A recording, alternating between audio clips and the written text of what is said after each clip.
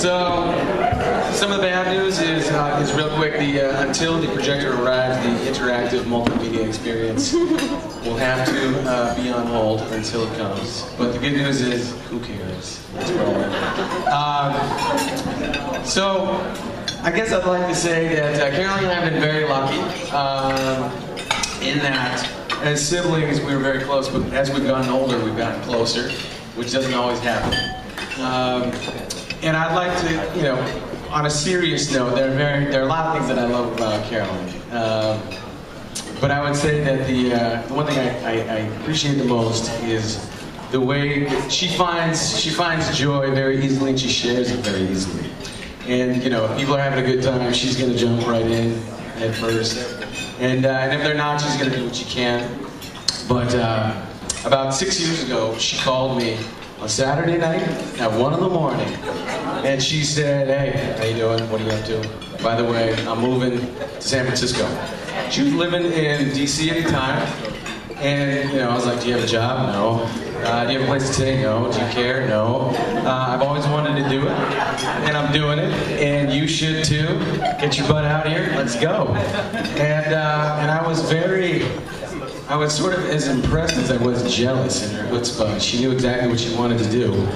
And literally, it took 2 weeks to find, an apartment in the hippest spot in the city, And then she got a job where she got paid to hang out with celebrities and, make commercials for public health campaigns.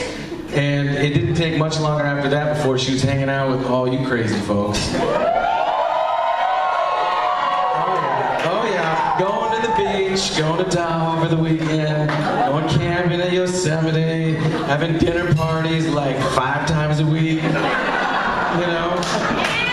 And I'd call her up and I'd be like, "What are you doing?" "Dinner party, getting back from a dinner party." "What are you doing tomorrow?" "Well, I'm trying out for this hip-hop dance troupe in Oakland." And she's like the only white girl who gets in the troupe. And then I was like, "What else is going on?" "Oh, I just met this guy, Michael Jackson." And just what goes on in San Francisco? Take me to that magical place. Yes. My God.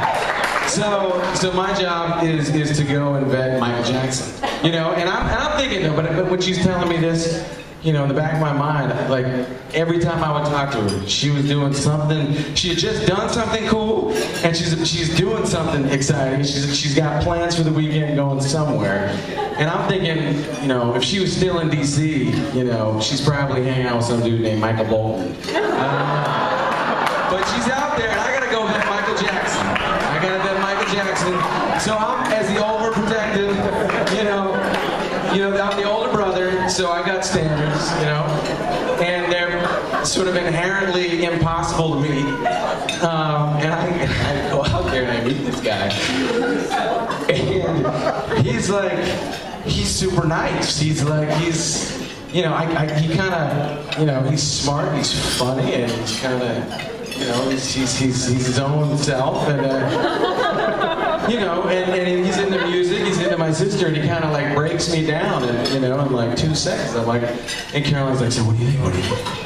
I'm like, "I think he's a great guy. He's kind of nice, I can't say anything bad. I like him, But it wasn't until we went on a vacation. We went on a family vacation a couple years ago to celebrate Lendel's birthday, my mom's husband, and we went to France. It was an adult vacation, and there was one rule for the whole vacation, and that was no motorcycles, no scooters, no two-wheeled vehicles going anywhere. And so Michael and I had an afternoon to kill in Antibes, and I guess there was no way that we were not going to have the Mediterranean breeze blowing through our hair as we rode along the south of France. So we walked across the city. It took about an hour.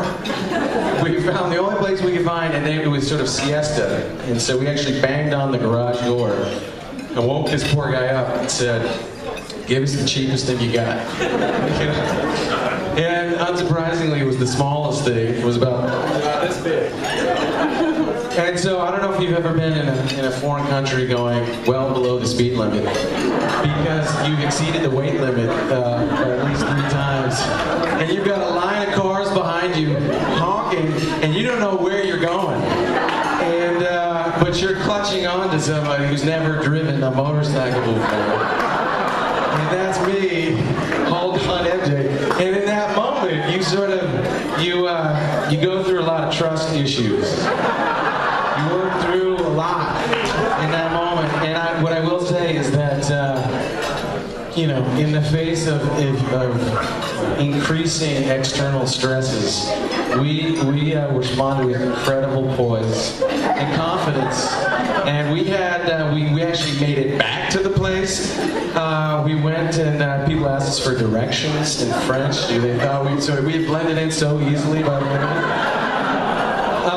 And that's when I really got to know MJ's sort of sense of humor on that vacation, which is uniquely his. But uniquely beautiful. I love it. It keeps me going. It keeps me rolling all day. I like it. And so,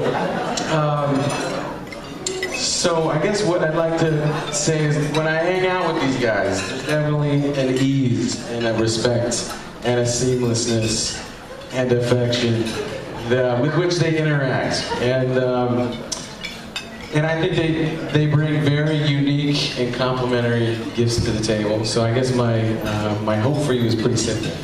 And that's just to refuse to deny your success in your marriage. And by success, you are gonna have to define that. But I encourage you to think big.